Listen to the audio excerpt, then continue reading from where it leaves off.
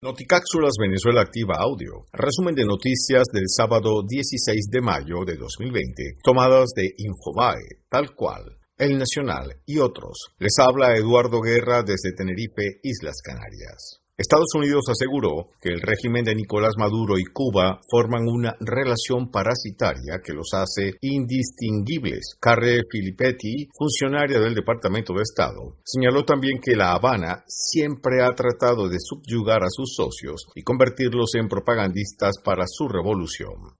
Disidencias en el régimen de Maduro. Vladimir Padrino López dijo que no se puede calificar a la operación Gedeón como una invasión. El ministro de la Defensa de Venezuela contradijo lo afirmado por su par de Interior, Néstor Reverol, y expuso 10 puntos. Entre ellos se destaca que horas antes de lo ocurrido sabían que algo iba a pasar. Diputados de la Asamblea Nacional que prefieren no revelar sus nombres piden reemplazar a Juan Guaidó. Madurovirus agrava escasez de gasolina, obliga al confinamiento en Venezuela. Alejandro Grisanti renuncia como miembro de la Junta Administradora Ad Hoc de PDVSA. Motivos económicos derivados del abandono de sus actividades profesionales para dedicarse a fungir un cargo ad honorem impulsaron la salida de Grisanti. Juan Guaidó le aceptó la renuncia. El canciller de Maduro, Jorge Arriaza, asegura que USAID miente al denunciar trabas para ingresar ayuda humanitaria. El administrador interino de la Organización de Estados Unidos para el Desarrollo Internacional, USAID, John Barza, afirmó que Estados Unidos ha destinado $9 millones a Venezuela, fondos dedicados a combatir la pandemia, los cuales Arriaza asegura que nunca enviaron. Unión Europea y España harán conferencia de donantes para apoyar a migrantes venezolanos. La conferencia de la Unión Europea con España se realizará el próximo 26 de mayo de forma virtual y tendrá el respaldo de la OIM y ACNUR. El alto representante de la Unión Europea para la Política Exterior, Josep Borrell, anunció este viernes 15 de mayo que entre el bloque regional y España organizarán para el próximo 26 una conferencia en favor de los refugiados que se han desplazado a otros países del entorno de Venezuela por la crisis que se registra en Venezuela. Ministro de Defensa de Colombia dice, Iván Duque no llamará a Maduro para pedirles las lanchas. Academia de Ciencia envió su informe del COVID-19 al gobierno antes de hacerlo público. María Corina Machado, una coalición multilateral puede desmontar las mafias en Venezuela. La Coordinadora Nacional de 20 Venezuela aseguró que la comunidad internacional debe actuar diferente a como lo hicieron en el caso de Cuba, debido a que la crisis venezolana afecta a toda la región. Jorge Rodríguez reportó 4 nuevos casos de COVID-19.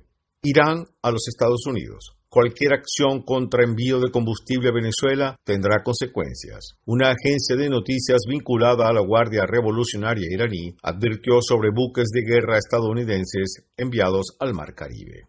El comentario de hoy.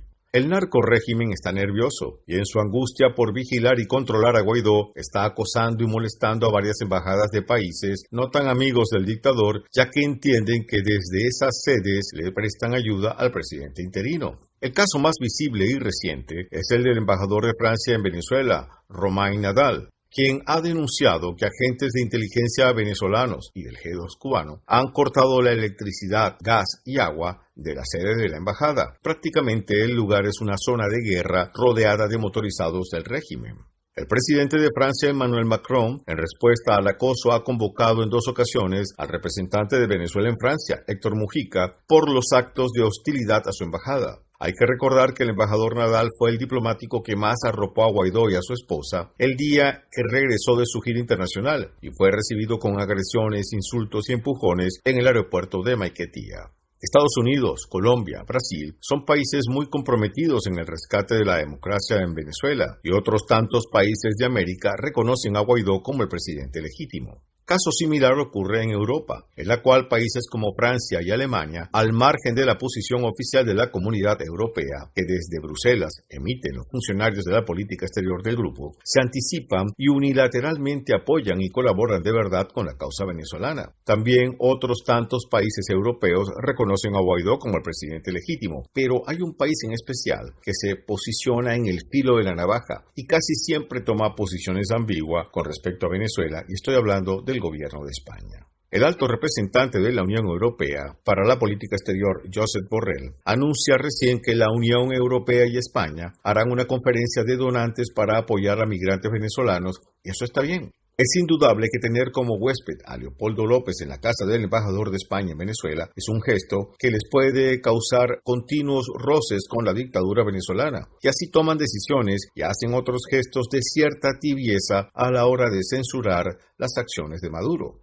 Pero, por otro lado, el gobierno de España, y no el resto de los españoles, tiene un personaje como Rodríguez Zapatero, que hace de embajador de Maduro allá donde va. Recibe con nocturnidad a Delcy Rodríguez y no da explicaciones de ningún tipo, solo mentiras obvias. Y tiene un caso entre manos, como el del narcotraficante El Pollo Carvajal, personaje por el que Estados Unidos ofrece $10 millones por su captura, ex jefe de los servicios secretos del gobierno de Chávez, el que increíblemente se le escapó de una prisión al CNI español, el mismo CNI al que le quiere meter mano Pablo Iglesias. ¿Cuál será la información que tiene el Pollo Carvajal la que motiva a que el gobierno de Pedro Sánchez lo proteja?